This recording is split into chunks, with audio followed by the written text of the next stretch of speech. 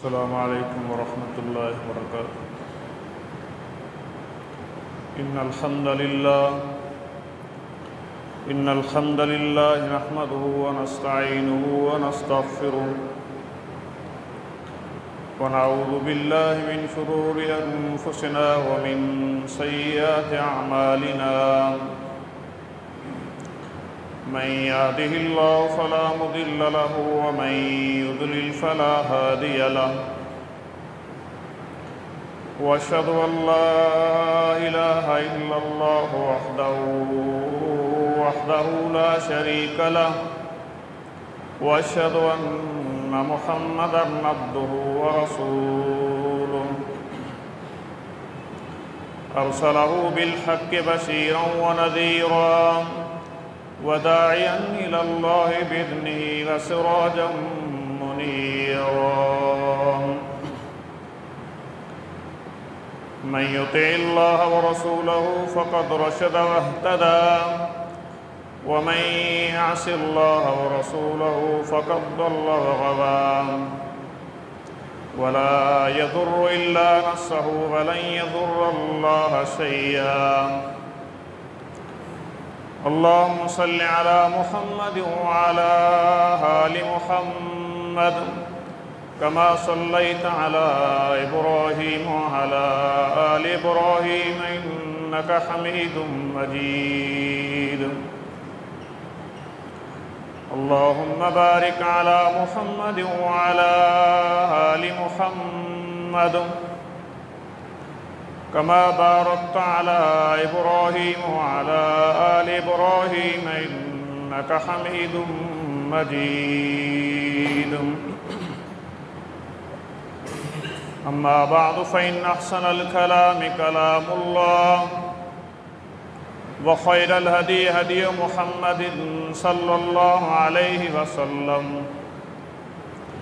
व शर्रल उमूरि मुहदसातुहा व कुल्लु मुहदसतिन बिदअह व कुल्लु बिदअतिन दलालह व कुल्लु दलालतिन फिन्नार। फ़अऊज़ु बिल्लाहि अस्समीइल अलीम मिनश शैतानिर रजीम मिन हम्ज़िहि व नफ़्ख़िहि व नफ़्सिहि। बिस्मिल्लाहिर रहमानिर रहीम। वला तहसबन्नल्लज़ीना क़ुतिलू फ़ी सबीलिल्लाहि अम्वाता बल अहयाउन इंद रब्बिहिम युर्ज़क़ून। फ़रिहीन बिमा आताहुमुल्लाहु मिन फ़ज़्लिहि व यस्तबशिरून बिल्लज़ीना लम यल्हक़ू बिहिम मिन ख़ल्फ़िहिम अल्ला ख़ौफ़ुन अलैहिम वला हुम यहज़नून। यस्तबशिरून बिनिअमतिन मिनल्लाहि व फ़ज़्ल व अन्नल्लाह ला युज़ीअु अज्रल मुमिनीन।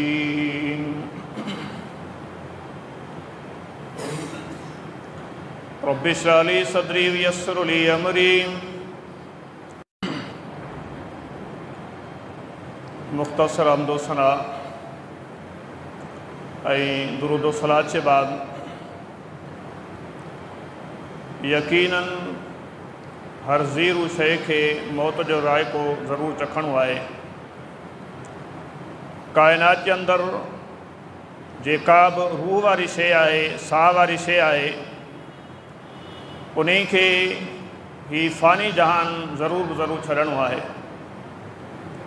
लेकिन एक मुअज़्ज़ज़ तरीन मुलाक़ात अल्लाह रब्बुल इज़्ज़त सां, वो अज़ीम मुलाक़ात ऐं अज़ीम मौत आहे जंहिंमें एक शख़्स अल्लाह रब्बुल इज़्ज़त खे राज़ी करण जे लाइ अल्लाह रब्बुल इज़्ज़त जी राह में शहीद थिए थो। उन शहादत जो एक इंतहाई मान ऐं मर्तबो फ़ज़ीलत ऐं अज़मत आहे,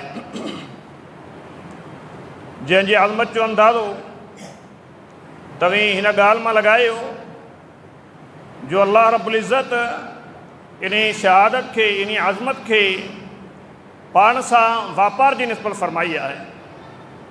फरमे मुसलमानों आयो कहिड़ो शख़्स जेको वापार करे, हल अदुल्लुकुम अला तिजारतिन तुंजीकुम मिन अज़ाबिन अलीम, तव्हांखे हिकिड़े अहिड़े वापार जो ॿुधायो वञे जंहिं वापार जे ज़रिए हिकु शख़्स अल्लाह रब्बुल इज़्ज़त जे अज़ाब अलीम खां बची वञे, ऐं उहो शख़्स ईंदड़ ज़िंदगी में उन जा गुनाह माफ़ थी वञनि, उहो हमेशगी वारी जन्नत अल्लाह रब्बुल इज़्ज़त जे महिमानी जो हक़दार बणिजी वञे।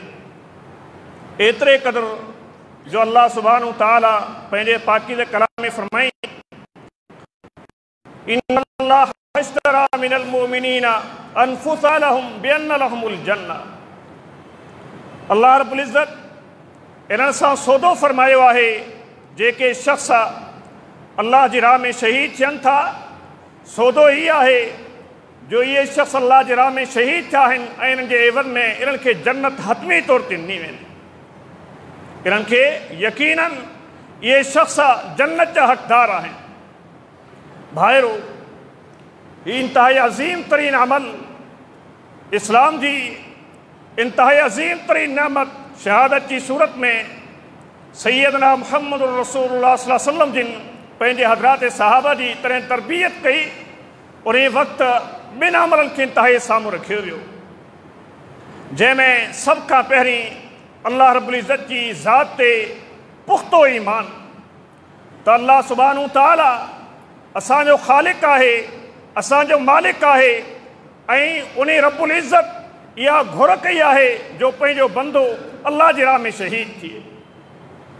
तुमिनून बिल्लाहि व रसूलिही, फरमाई इहो वापार अज़ीम तरीन वापार आहे जंहिंमें सरे फ़हरिस्त सभ खां पहिरीं शइ आहे इंसान जो अल्लाह जी ज़ात ते ईमान इंतहाई पुख़्तो हुजे, ऐं ॿिए नंबर ते इंसान जी जेका ज़हन सादी कई वई बल्कि बहितरीन तरबियत कई वई, उहा तरबियत इहा इन अमल जे ज़रिए इन शख़्स खे जेको शहादत जे ज़रिए इन खे नेमत मुयसर थिए थी, अल्लाह सुब्हानहू तआला इन जे महिनत खे इन जे इन अमल खे कॾहिं बि ज़ाई न फ़रमाईंदो। जॾहिं इहे ॿ शयूं हज़रात सहाबा जे दिलि जे अंदरि वेही वञनि थियूं, अल्लाह रब्बुल इज़्ज़त ते पुख़्तो ईमान ऐं इहा पूरी यकीन आहे त जिहाद फ़ी सबीलिल्लाह, अल्लाह रब्बुल इज़्ज़त जे राह में निकिरणु, शहीद थियणु, उन में हिकु रेत जे ज़रे जे बराबरि जेकॾहिं कंहिंजो अमल आहे, उन अमल खे अल्लाह सुब्हानहू तआला ज़ाई न फ़रमाईंदो ऐं उन जे एवज़ में उन खे जन्नत मुयसर थींदी। हज़रात सहाबा इन अमल जे लाइ तयारु बणिजी वञनि था। क़ुरान करीम में ऐं सैयदना मुहम्मद रसूलुल्लाह सल्लल्लाहु अलैहि वसल्लम जिन पंहिंजे फ़रामीन अक़दस जे ज़रिए पा फ़रमाईं था, साथियो, लौला अन्न रिजालम मिनल मुस्लिमीन तख़ल्लफ़ू अन ग़ज़ियतिन व सरियतिन, पा फ़रमाईं था, लौला ततीब अनफुसहुम, जेके उहो मोमिन शख़्स असां सां गॾु मैदान जहाद में शरीक थी था सघनि, जेकॾहिं उन्हनि जो मसइलो न हुजे, वला अजिदु मा अहमिलुहुम अलैहि, लेकिन मूं वटि पहिरीं सवारी न आहे जंहिं सवारी जे ज़रिए आउं उन्हनि खे मैदान जंग में पहुचायां। जेकॾहिं इहो मसइलो न हुजे, पा फ़रमाईं था, लवदितु अन उक़्तल फ़ी सबीलिल्लाह सुम्मा उहिया सुम्मा उक़्तल सुम्मा उहिया सुम्मा उक़्तल, पा फ़रमाईं था, दिली ख़्वाहिश थींदी आहे त अल्लाह रब्बुल इज़्ज़त मूंखे शहादत नसीब करे, वरी वापसि ज़िंदगी मिले, ऐं शहीद थिया, वरी वापसि ज़िंदगी मिले, ऐं शहीद थिया, वरी वापसि ज़िंदगी मिले, ऐं शहीद थिया।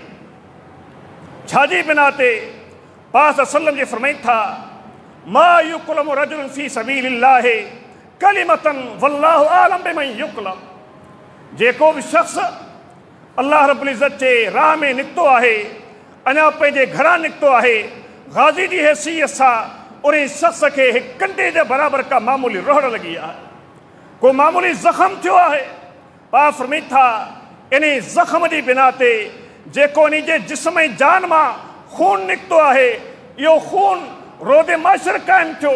जॾहिं इहो शख़्स रब जे दरबार में पेश कयो वञे थो, पा फ़रमाईं था, इन जे जिस्म खां निकिरंदे को खून आहे, अल्लौनु लौनु दमे, इन जे जिस्म मां जेको खून निकिरियो आहे बज़ाहिर रंगियो साॻी आहे, लेकिन जेका इन में ख़ुशबू आहे उहा ख़ुशबू कस्तूरी जी आहे। उहा ख़ुशबू कस्तूरी जी आहे। कहिड़ो शख़्स जेको अल्लाह जे राह में निकितो आहे, ज़ख़्मी थियो आहे या अॻिते हली करे शहीद थियो आहे, पा फरमी था इन जी आज़मत इहा आहे रोज़े माशर इन खून सां हाज़िर थियो आहे। इन खून में इहा ख़ुशबू आहे जेका कस्तूरी जे अंदरि पाती वञे थी। बल्कि हिकु मुअज़्ज़ज़ मोमिन ऐं मुत्तक़ी इंसान जे लाइ जेको अज़ीम तरीन अल्लाह रब्बुल इज़्ज़त जी फज़ल ऐं महिरबानी आहे उहा जन्नतुन नईम आहे। जो हिकिड़ो शख़्स जन्नत में दाख़िल थी वञे, अल्लाह रब्बुल इज़्ज़त जे इन मेहमानी जो हक़दार बणिजी वञे, और जन्नत में दाख़िल थियण जे बाद कंहिं इंसान जी दिलि हिकु ज़रे बराबरि न चाहींदी त उहो इंसान वापसि दुनिया में वञे ऐं वरी वापसि पंहिंजे दुनिया में पंहिंजी ज़िंदगी बसर करे। लेकिन पास सल्लम जे फरमाई था मा मिन अहदिन यदखुलुल जन्नह, जेके शख़्स जन्नत में दाख़िल थींदा ऐं जन्नत में दाख़िल थियण जे बाद कंहिंजी ज़रे बराबरि का ख़्वाहिश न हूंदी जो उहो शख़्स वापसि दुनिया में वञे ऐं पंहिंजी ज़िंदगी बसर करे।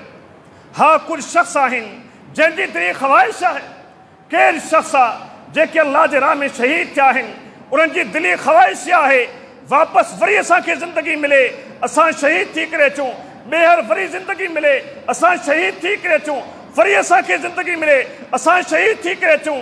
लिमा यरो मिनल करामत, जेका नेमत इज़्ज़त ऐं इकराम इन शहादत में आहे, इन आज़मत खे ॾिसी करे हिकु शहीद इंसान जन्नत में पहुतो आहे ऐं इन जी ख़्वाहिश आहे काश ॿीहर ज़िंदगी मिले ऐं असांखे शहादत मुयसर थी।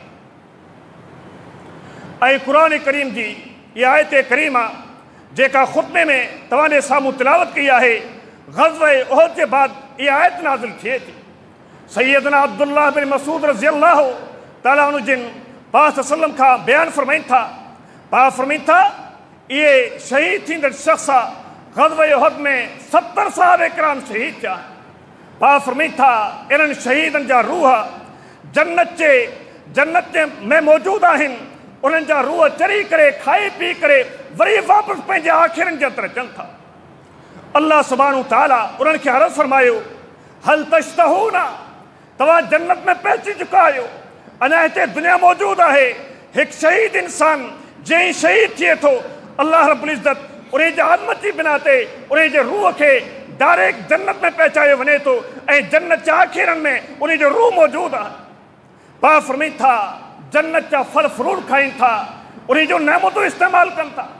रहमान फरमाए थो हल तश्तहूना, छा अव्हांजी अञा का ख़्वाहिश आहे, तव्हांजी का ख़्वाहिश न आहे।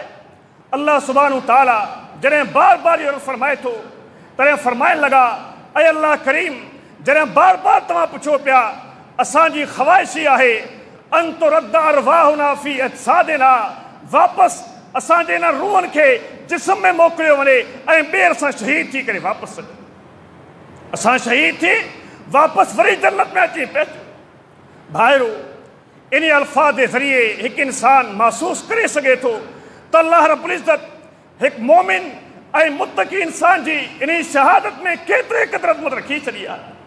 सैयदा उम्मे हारिसा बिन सुराक रज़ियल्लाहु तआला अन्हा पाक सल्लम जे साम्हूं अचे थी ऐं फरमाइण लॻी ऐं अल्लाह जे हबीबा तव्हांखे मालूम आहे मुंहिंजो पुटु हारिसा जेको अकेलो पुटु आहे, 5 खां 6 नियाणियूं आहिनि, लेकिन दादरो घर जो अकेलो पुटु आहे। ग़ज़वे बदर जॾहिं लॻे थी तॾहिं पंहिंजे इन दादरे पुट खे बि इन बदर जे हवाले करे छॾियो आहे। हारिसा बिन सुराक रज़ियल्लाहु तआला अन्हु जिन जॾहिं शहीद थी वञनि था, माउ पाण जे अॻियां अचे थी ऐं पाक सल्लम खां अहवाल पुछे थी ऐं अल्लाह जा हबीबा मूंखे हारिसा जे मुतालिक़ ज़रा ॿुधायो, जेकॾहिं उहो जन्नती शख़्स आहे, अल्लाह रब्बुल इज़्ज़त उन खे जन्नत जो महिमान बणायो आहे, त पोइ आउं सब्र करियां ऐं जेकॾहिं ईअं न हुजे आउं उन ते एतिरे क़दुरु रुआं जो माइयुनि खे ख़बर पवे, दुनिया वारनि खे ख़बर पवे त हारिसा सां मुंहिंजी केतिरे क़दुरु मुहबत। पाक सल्लम जी फरमाइनि था ऐं औरत या उम्मे हारिसा इन्नहा लजिनानुन, ऐं उम्मे हारिसा अल्लाह रब्बुल इज़्ज़त मोमिनीन जे लाइ जन्नतूं पैदा फरमायूं आहिनि, कई बाग़ात आहिनि। व इन्नहु फी जन्नतिल फिरदौसिल आला, अल्लाह रब्बुल इज़्ज़त तुंहिंजे पुट खे अल फिरदौस में नाज़िल फरमायो आहे, इन जे ख़ुशकिस्मती जो छा चए। भाइरो यकीनन इहा आज़मत उन शख्स खे मुहैया थी सघे थी जंहिंजे नसीब में अल्लाह रब्बुल इज़्ज़त इहा शहादत मुयसर कई हुई। सैयदना मुहम्मद रसूलुल्लाह सल्लल्लाहु अलैहि वसल्लम जिन पंहिंजे साथियुनि जी जॾहिं इन अंदाज़ में तरबियत फरमाए रहिया हुआ, उन्हनि को पुख्तो ईमान ऐं पूरी हतमी यकीन इंसान जिन शहादत जी बिना ते अल्लाह रब्बुल इज़्ज़त राज़ी थी वञे थो ऐं इनखे जन्नत मुहैया थिए। जॾहिं पाक सल्लम जिन इहा तरबियत फरमाइनि था, ग़ज़वे उहद जो मक़ाम आहे, पाक सल्लम अञा मैदान जंग समायल आहे, मुशरिकीन साम्हूं आहिनि, क़ुरान करीम जे बसि हिकिड़ी पाण आयत फरमाइनि था। पाक फरमाइनि था साबिक़ू इला जन्नतिन अर्दुहा समावातु वल अर्ज़ सारिऊ इला जन्नतिन। ऐं मुसलमानो, उन जन्नत जी तरफ़ तव्हां तेज़ी सां हलो, जल्दी सां हलो, जंहिं जन्नत जी जेका वेकर आहे उहा ज़मीन आसमान जे वेकर जे बराबरि आहे। ऐं हदीस जा अल्फाज़ आहिनि, पाक सल्लम जे फरमाइनि था हीअ त सिर्फ़ु हिकु तबिक़ो आहे, यानी ज़मीन खां आसमान जे बराबरि। हीअ त असांजे अखियुनि जे अॻियां हिकिड़ो मिसाल आहे। शहीद जे लाइ अहिड़ी तरह 100 दर्जात आहिनि जेके शख़्स शहीद थी करे अल्लाह रब्बुल इज़्ज़त जे इन जन्नत जा महिमान बणजनि था। अञा क़ुरान करीम जी इहा पाण आयत तिलावत फरमाई आहे। सैयदना उमैर बिन हुमाम रज़ियल्लाहु ताला अन्हु फरमाइनि था बख़ बख़ या रसूल अल्लाह, ऐं अल्लाह जा हबीबा वादी तव्हां ॻाल्हि कई आहे, इंतहाई बहितरीन ॻाल्हि कई आहे। पाक फरमाइनि था वमा क़ौलुका बख़ बख़, इन बख़ बख़ जे ज़रिए तूं छा चवणु चाहीं थो? फरमाए थो अल्लाह जा हबीबा आउं तव्हांजे मुंहं मां इहा ख़ुशख़बरी ॿुधणु चाहियां थो त आया इहा अज़मत मूंखे मुयसरु आहे या न। पाक फरमाइनि था ऐं उमैर बिन हुमाम, हा तूं बि शहीद थींदे, इहा शहादत तुंहिंजे मुयसर में बि लिखियलु आहे।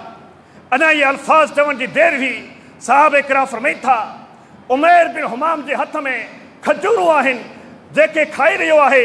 अञा खजूर हिकु ॿ खाधी आहे, हिकु गोशा छुके जे बराबरि खजूर आहे जेका साम्हूं पियल आहे, लेकिन फरमाइण लॻो जेकॾहिं तमामु इहे खजूरूं खां थो इनहाल हयातुन तवील, इहा डिघी ज़िंदगी आहे।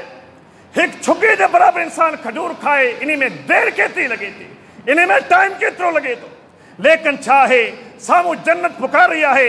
लिहाज़ा फालका तमैरातिन, उन खजूर खे उछलाए थो छाजी बिना ते पैगंबर जी बिसा थी चुकी आहे, जन्नत जी ख़ुशख़बरी मिली चुकी आहे। पाण छा कनि था, उन खजूर खे उछलाइनि था ऐं फौरन मैदान जहाद में पहुचनि था, शहीद थी वञे।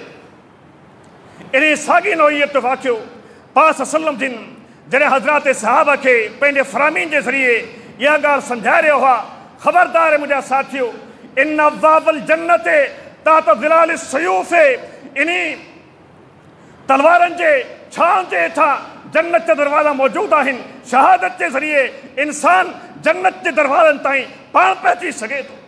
साहब किराम फरमाइनि था हिकु अंसारी शख़्स आहे जंहिंजे कननि ते इहो पड़ाव जॾहिं पहुचे थो, पाणी जो ऐलान फरमायो आहे, पंहिंजे साथियुनि ते पहुचे थो, अंसार ते पहुचे थो, उन्हनि खे सलाम करे थो, अकरो अलैकुम सलाम, तव्हां ते सलाम आहे, मुंहिंजा सलाम मुंहिंजे अहलो याल खे तव्हां ॾेई छॾियो ऐं जन्नत मुंहिंजे इंतज़ार में आहे।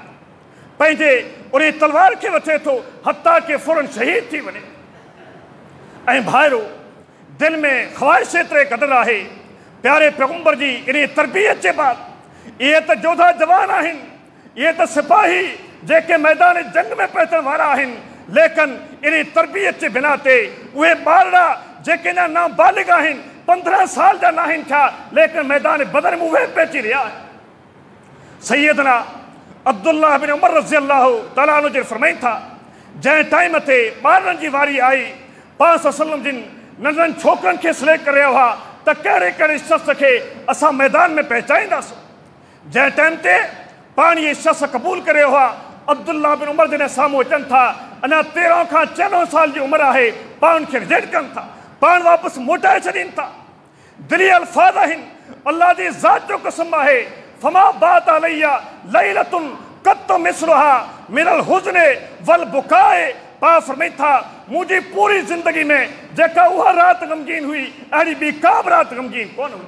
जंहिं राति मूंखे जवाबु मिलियो सुभाणे मैदान जहाद में तूं शरीक थी कोन थो सघे, सॼी राति आऊं पूरो रुनो आहियां, ग़मगीन थियो आहियां, प्यारे पैगंबर मूंखे जहाद जे लाइ सिलेक्ट नाहे कयो ऐं पाण मूंखे रद्द करे छॾियो। बल्कि सैयदना साद बिन अबी वक्कास रज़ियल्लाहु ताला अन्हु, जंहिंजो नंढो भाउ आहे उमैर बिन अबी वक्कास, जंहिंजी उम्र 15 साल जे क़रीब आहे, जंहिं टाइम ते पाक सल्लम जिन मुजाहिदीन जी लिस्ट तैयार करे आहिनि, तॾहिं उमैर बिन अबी वक्कास वॾनि साहब किराम जे पोयां लिखी रहियो आहे। सैयदना साद पुछनि था मान जे पोयां लिखी छाजी बिना ते रहियो आहे? फरमाइण लॻो इन जे बिना ते मतां पाण मूंखे ॿार सम्झी करे वापसि मोटाए न छॾे। पाण जी नज़र मूं ते पवंदी ऐं पाण फरमाईंदा अञा उमैर नंढी साल जो आहे, लिहाज़ा मैदान जहाद में शरीक न थिए। इन जे बिना ते आउं मान जे पोयां थी रहियो आहियां, मतां पाण मूंखे हितां वापसि करे न छॾे। इन दौरान पाण नालो वठनि था कुमिया उमैर। जॾहिं उमैर मथे उथी करे बीहे थो, पाण फरमाई था ऐं उमैर अञा तुंहिंजी उमिरि नंढड़ी आहे, मैदान जहाज में शरीक थी कोन थो सघे। सैयदना साद फरमाइनि था बसि एतिरी ॻाल्हि करण जी देरि हुई, फबका बुखार शदीद आहे। सैयदना उमैर बिन अबी वक्कास रज़ियल्लाहु ताला अन्हु जिन ज़ारुख तां रोअण शुरू। केॾी उमिरि जो शख़्स आहे, बमुश्किल 15 साल खे पहुचण वारो आहे। इस्लाम जी पहिरीं जंग में शरीक थियण जे लाइ जॾहिं नालो न आहे लिखियो, इंतिहाई ज़ारुख तां रोए थो। इन जे रोअण जी बिना ते पाक सल्लम जिन बिल आख़िरी जो नालो लिखनि। सैयदना साद फरमाइनि था जॾहिं भाउ उमैर मैदान जंग में पहुची रहियो हो, कैफ़ियत क्या हुई जो हथ में तलवार खे सही खणी कोन पिए सघियो। असां तलवार जे पोयां हथी खे पाण ते ॿधी छॾियोसीं, जंहिंजी बिना ते उन तलवार खे अॻिते खणी रहियो। ऐं सिर्फ़ु एतिरे क़दुरु न, जंहिं टाइम ते इहा तयारी थी रही हुई, तॾहिं हज़रात सहाबा मर्द ऐं औरतूं ॿारड़ा औरतूं अॻिते वधनि थियूं। सैयदना उम्मे वरका शहीद रज़ियल्लाहु तआला अन्हा पाण जे अॻियां अचे थी, पाण खे फरमाइण लॻी ऐं अल्लाह जा हबीबा तव्हां मर्दनि जे लाइ इहा ख़ुशकिस्मती आहे, तव्हां मैदान जहाद में पहुचो था, अव्हांखे शहादत जो माने मर्तबो हासिल आहे। काश इहा ख़ुशकिस्मती असांखे बि हासिल हुजे। इस्लाम जी पहिरीं जंग आहे, सैयदा उम्मे वरका शहीद रज़ियल्लाहु तआला अन्हा इन मैदान जंग में शरीक थियण जे लाइ पाण जे अॻियां अचे थी। पाण फरमाई था ऐं उम्मे वरका मैदान जहाद में औरतुनि खे इजाज़त न आहे, लड़ाई जे लाइ इजाज़त न आहे, लेकिन अल्लाह करीम खां दुआ घुरां थो अल्लाह सुब्हानहू तआला तोखे पंहिंजे घर में शहादत ॾींदो, तोखे पंहिंजे घर में शहादत ॾींदो। हज़रत साहब फरमाइनि था बसि उहा घड़ी हुई सैयदा उम्मे वरका खे इहा ख़ुशकिस्मती मिली। उन खां पोइ अञा ज़िंदह मौजूदु आहे। साहबे किराम उन जो लक़ब रखी छॾियो आहे उम्मे वरका अशहीद। छाजी बिना ते प्यारे पैगंबर जी ज़बान तां अल्फाज़ निकिता आहिनि, इहे अल्फाज़ सच आहिनि, सही साबित थींदा। अञा ज़िंदह मौजूदु आहे, दुनिया में मौजूदु आहे, उन खे शहीद जे लक़ब सां पुकारियो वञे। ज़िंदगी जे आख़िरी स्टेज ते जंहिं टाइम ते खे शहादत मुयसर थिए थी, हिकु ग़ुलाम आहे ऐं लोंडी आहे जंहिंखे मुदब्बर बनाए थी। मुदब्बर जो मफ़हूम इहो आहे त मालिक पंहिंजे ग़ुलाम खे चवे जेसि ताईं आउं ज़िंदह आहियां तेसि ताईं तूं मुंहिंजी ग़ुलामी कर, मुंहिंजी ख़िदमत कर ऐं मुंहिंजे फ़ौत थियण खां पोइ तूं आज़ादु आहे। पंहिंजे ग़ुलाम ऐं लोंडी खे जीअं मुदब्बर बनाए थी, हुननि पंहिंजे बदनीती एतबार सां असां जल्दी हिन खे ख़तमु करे छॾियूं ऐं असां पोयां आज़ादु थी। अञा सुबुह जो टाइम आहे, प्यारे पैगंबर 15 खां 20 साल पहिरीं जेका पेशेनगोई फरमाई आहे, सैयद उम्मे वरका रज़ियल्लाहु तआला अन्हा पंहिंजे घर में क़ुरान करीम जी तिलावत करे रही आहे। इहो ग़ुलाम लोंडी अॻिते वधनि था ऐं खेसि क़ुरान करीम जे मथां शहीद कनि। ऐं भाइरो सिर्फ़ु एतिरे क़दुरु न, सैयदना उमैर बिन तुलैब रज़ियल्लाहु तआला अन्हु जेके कुरैशी मक्की सहाबी आहिनि, नंढड़ी उमिरि जा आहिनि, मक्कतुल मुकर्रम में लिकी लिकी ॿार हली करे जेके दावत और तबलीग कनि पिया, उन्हनि में उमैर बिन तुलैब रज़ियल्लाहु तआला अन्हु जिन आहिनि। इस्लाम जी इहा साॻी पहिरीं जंग जॾहिं लॻे थी, तॾहिं सैयदना उमैर खे पंहिंजे वालिद चवणु लॻी ऐं ख़ुशकिस्मत उमैर तव्हां केतिरा ख़ुशकिस्मत आहियो, तव्हां मैदान जहाद में शरीक थियो था। ऐं काश असांखे बि इजाज़त हुजे ऐं प्यारे पैगंबर जे अॻियां असां सुपर ऐं ढाल बंदी करणु। भाइरो इन ख़ुशकिस्मती खे या ख़ुशकिस्मती जिन शख़्सनि खे हासिल थी, उहे त इंतिहाई अज़ीम तरीन शख़्सियतूं हुयूं। ऐं जेकॾहिं को इन मान मर्तबे खे हासिल करे न सघियो, सिर्फ़ु अञा इस्लाम जी पहिरीं जंग थी आहे जंहिंमें महदूद साहब इकराम शहीद थिया आहिनि, लेकिन इन इस्लाम जी पहिरीं जंग में सैयदना अनस बिन मालिक रज़ियल्लाहु तआला अन्हु जो सॻो चाचो अनस बिन नज़र रज़ियल्लाहु तआला अन्हु जिन जेके पहिरीं जंग में शरीक थी कोन सघिया, जॾहिं ख़बर पइजे थी मुस्लमान फातह थी करे वापसि मदीना मुनव्वर में पहुता आहिनि, हाणे दिल में हिकिड़ी ख़्वाहिश आहे, लई युरियल्लाहु मशहदन, जेकॾहिं अल्लाह रब्बुल इज़्ज़त अॻिते हली करे मूंखे अहिड़ो मौक़ो मुहैया फरमायो जंहिंमें साम्हूं दुश्मनाने दीन हुजनि ऐं हिन तरफ़ मुस्लमान हुजनि, त अल्लाह रब्बुल इज़्ज़त मूंखे ॾिसंदो ऐं कहिड़ी तरह पंहिंजे प्यारे पैगंबर जो दिफ़ा करियां थो ऐं दीन इस्लाम जे लाइ पंहिंजी जान खे कहिड़ी तरह क़ुर्बान करे छॾियां। ईंदड़ साल जंहिं टाइम ते ग़ज़वे उहद लॻी आहे, सैयदना अनस इब्न नज़र रज़ी अल्लाह तआला अन्हु जिन मैदान जहाद में शरीक थियनि पिया, इंतहाई जोश ऐं जज़्बे सां वलवले सां जंहिं टाइम ते दाख़िल थी रहिया आहिनि, पूरो साल हिकु इंतज़ारु कयो आहे। अल्लाह रब्बुल इज़्ज़त अर्श अज़ीम जे मालिक सैयदना जिब्रील अमीन जे ज़रिए क़ुरान करीम जी आयत नाज़िल फरमाई आहे, मिनहुम मन क़दा नहबहु व मिनहुम मन यंतज़िर वमा बदलू तब्दीला। के शहीद थी विया, केर शहादत जे इंतज़ार में आहिनि, कॾहिं असांखे मौक़ो मुयसर थिए थो ऐं असां बि शहीद। सैयदना अनस इब्न नज़र रज़ी अल्लाह तआला अन्हु मैदान उहद में पाण शरीक थियनि था, दुश्मन साम्हूं थियनि था, 9 खां 10 दुश्मन खे जहन्नम वासिल कनि था। बिल आख़िर जॾहिं पाण शहीद थियनि था, शुहदा जे लाशनि खे जॾहिं तलाश कयो वञे, उन टाइम ते कैफ़ियत इहा आहे, पाण खे ज़ख़्म एतिरे क़दुरु आहिनि जो लाशो सुञाण जे क़ाबिल न हो। 80 खां 85 ज़ख़्म आहिनि जंहिंखे लॻल आहिनि ऐं ख़बर ई न आहे हीउ कंहिंजो लाशो आहे।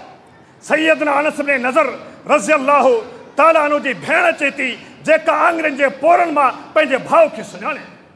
तवी अंदाज़ो लॻायो हीउ मान ऐं मर्तबो केतिरे क़दुरु आहे जो हिकु शख़्स जेकॾहिं हिन ॻाल्हि खे सम्झी वठे त अल्लाह रब्बुल इज़्ज़त मोमिन इंसान जे लाइ अज़ीम तरीन एज़ाज़ बनायो। ऐं भाइरो, इन शहादत जे अज़मत जी बिना ते हज़रात सहाबा किराम जेके उन सहराई इलाइक़नि में मक्कतुल मुकर्रम ऐं मदीने खां इस्लाम जी पहिरियों जथो जॾहिं इहो तयारु थी रहियो आहे, उन टाइम ते ज़रा उनजे जज़्बात खे तव्हां चेक करे ॾिसो त सही, इस्लाम जी तारीख़ खे ॾिसो त सही।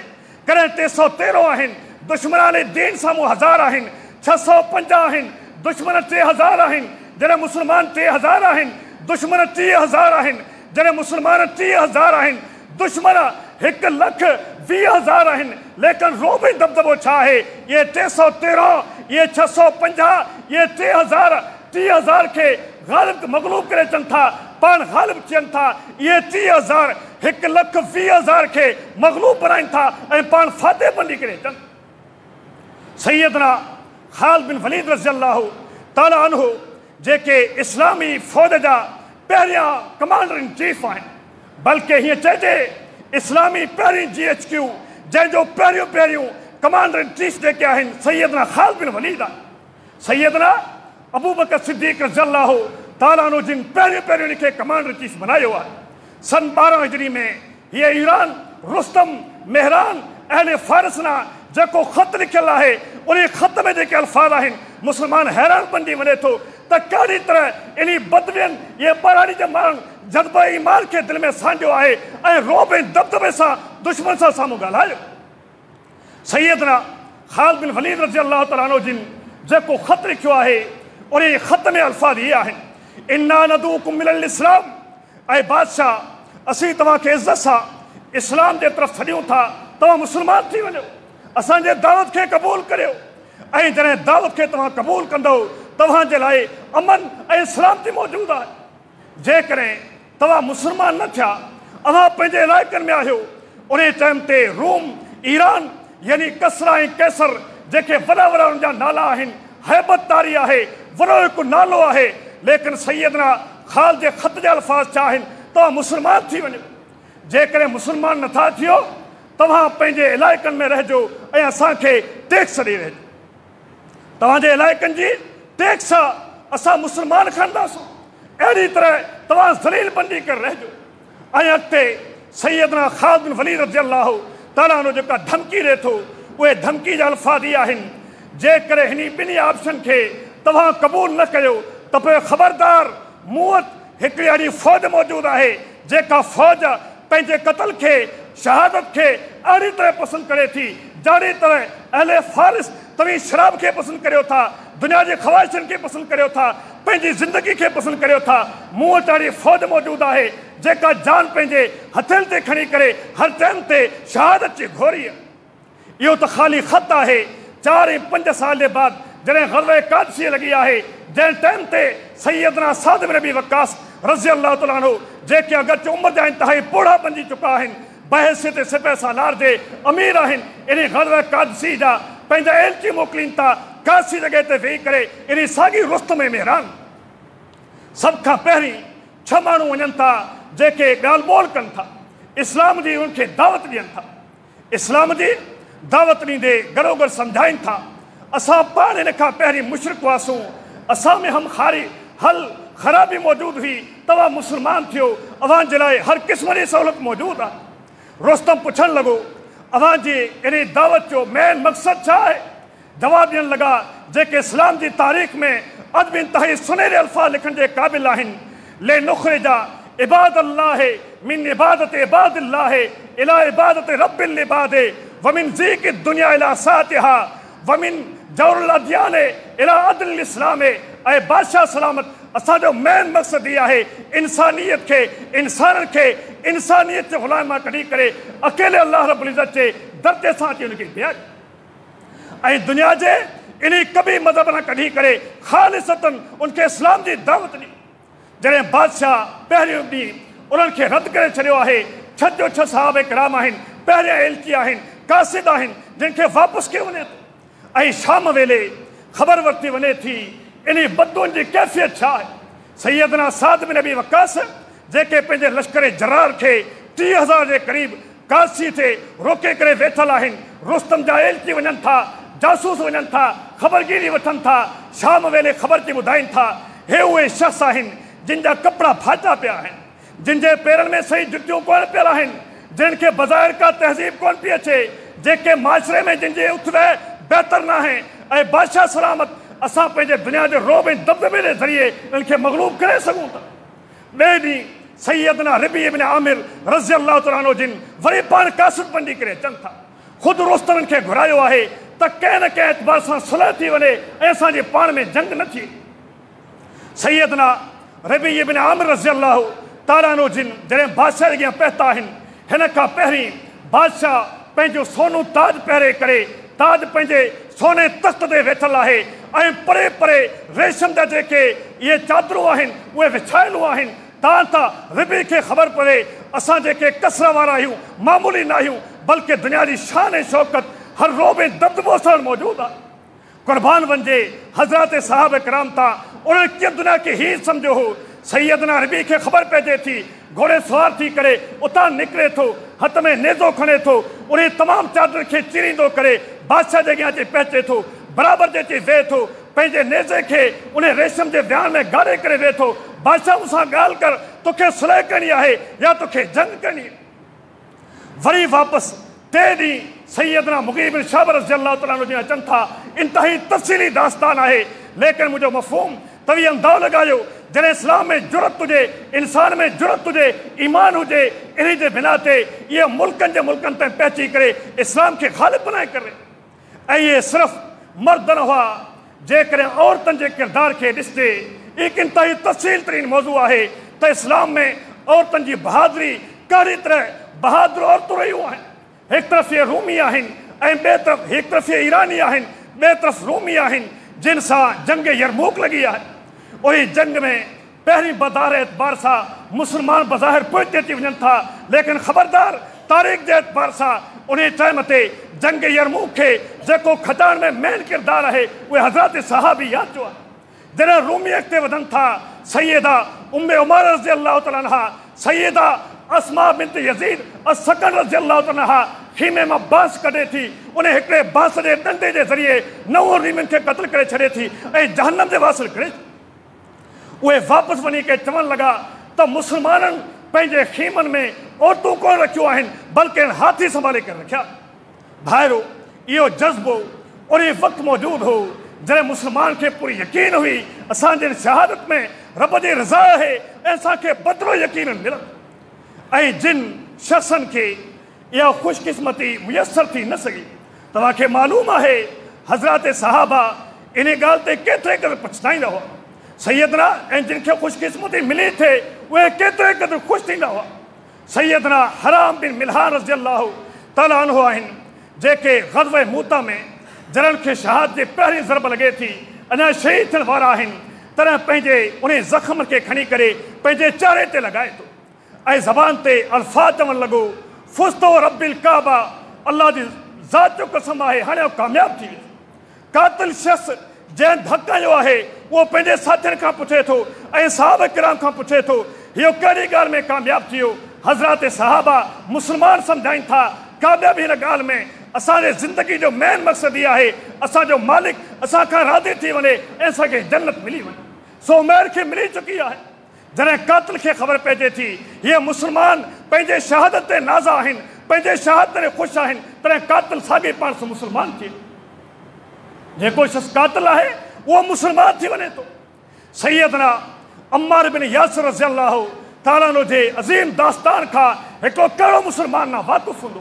उहा ॿी ॻाल्हि आहे, असां मुस्लमान जेके पंहिंजे माज़ी जे तारीख़ खां न वाक़ुफ़ आहियूं, हा इहे नावल, इहे डाइजेस्ट, दुनियावी कहाणियूं आख़िर असांखे यादि आहिनि, लेकिन जेकॾहिं असां गाफ़िल आहियूं, पंहिंजे इस्लाम जे तारीख़ खां गाफ़िल आहियूं। छा तव्हांखे मालूम आहे इस्लाम में पहिरीं जेका शहादत थियल आहे, पहिरीं जेका शहीद आहे, उहा शहीद औरत आहे। पहिरीं जेको ख़ानदान आहे सैयदना यासिर जो ख़ानदान आहे। मक्की दौर में जॾहिं पाण हली रहिया आहिनि, पाण फरमाए त इस्बिरू या आल यासिर, ऐं आल यासिर सब्र करियो, तव्हांजे लाइ जन्नत पकी आहे। इहा ख़ुशख़बरी 50 साल पाण पहिरीं ॾिनी आहे। इन साॻी ख़ानदान जो आख़िरी शख़्स आहे सैयदना अम्मार बिन यासिर। इन बिशारत जे मिलण जे बाद 50 साल ताईं पूरो इंतज़ारु करे। सैयदना अबू बकर जो दौर आहे, उमर फारूक जो दौर आहे, सैयदना उस्मान गनी जो दौर आहे, अली मुस्ता जो दौर आहे, ग़ज़वे सिफ़ीन आहे, शहादत जे इंतज़ार में आहे। बिला आख़िर ग़ज़वे सिफ़ीन में जॾहिं बीठल आहे, पाण आख़िरी निशानी ॿुधाई हुई, ऐं अम्मार तुंहिंजी आख़िरी निशानी आहे मैदान जंग में बीठल हूंदे ऐं आख़िरी ग़िज़ा जेका तुंहिंजे पेट में पहुचंदी उहो खीर हूंदो।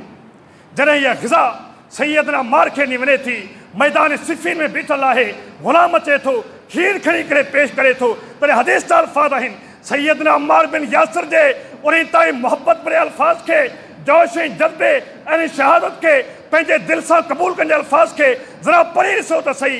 जंहिं खीर पीए थो फौरन खिले थो, अल-यौम अलकल जब्बार अल-आला, जंहिं ख़ालिक मालिक ते मूं ईमान आंदो आहे, उन मालिक सां हाणे मुलाक़ात थियणी आहे। अल-यौम अलका मुहम्मदन नलका मुहम्मदन व हिज़्बहू, प्यारे महबूब सां हाणे मुलाक़ात थियणी आहे। सैयदना अली खां अलविदा चवनि था, मूंखे प्यारे हबीब निशानी ॿुधाई आहे, जेका निशानी हाणे पूरी थी आहे, अञा ॻाल्हि करे रहियो आहे ऐं थोरे टाइम ते शहीद थी वञे। ऐं भाइरो जिन खे इहा शहादत मुयसर न थी, तव्हांखे मालूम आहे हज़रत सहाबा इन अज़मत जे लाइ केतिरे क़दुरु तड़पंदा हुआ।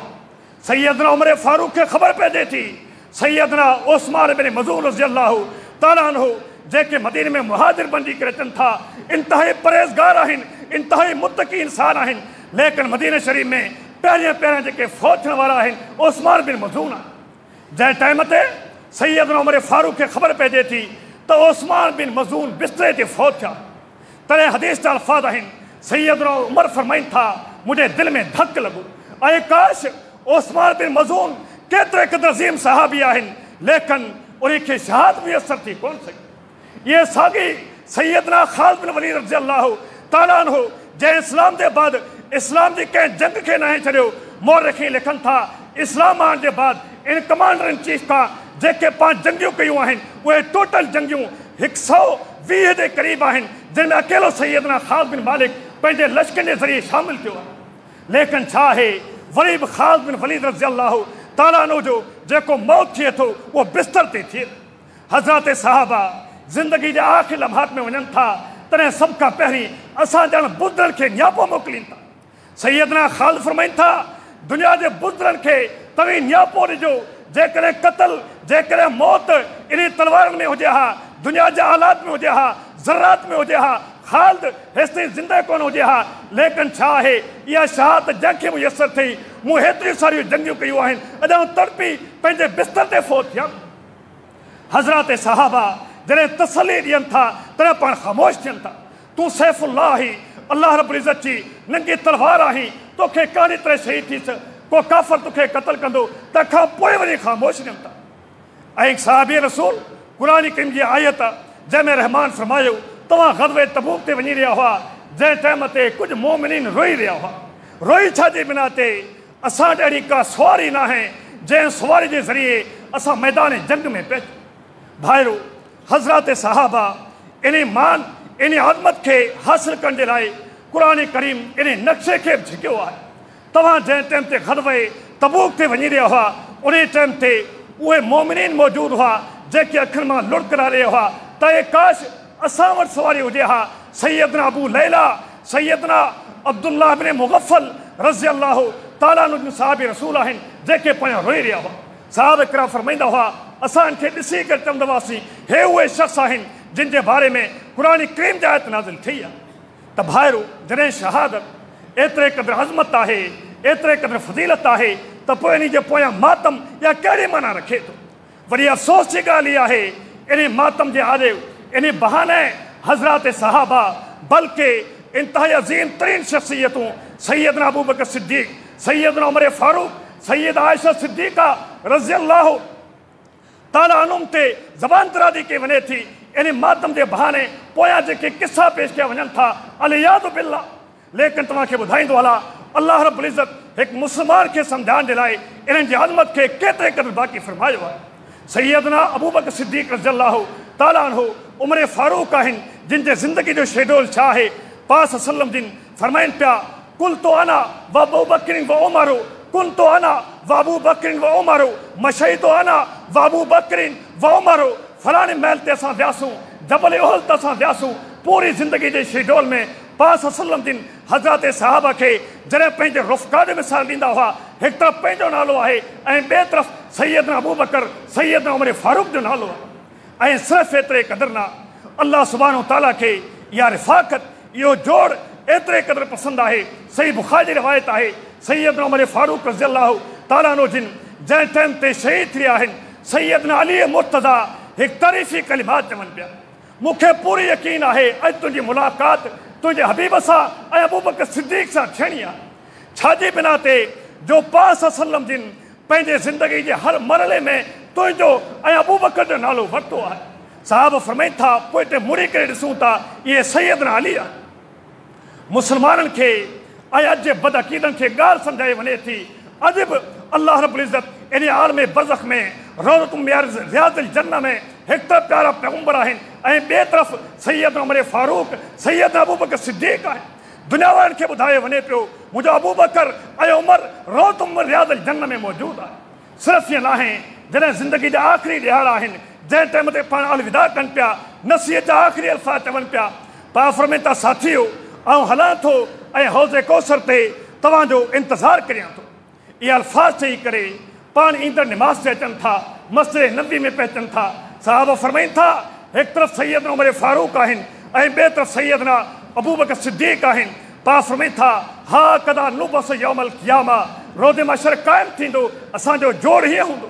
जाड़ी तरह हिते ॿेली आहियूं आलम बरज़ख़ में असां गॾु आहियूं इन क़बर मां उथण जे बाद मैदान महशर में असां ईअं हूंदासूं।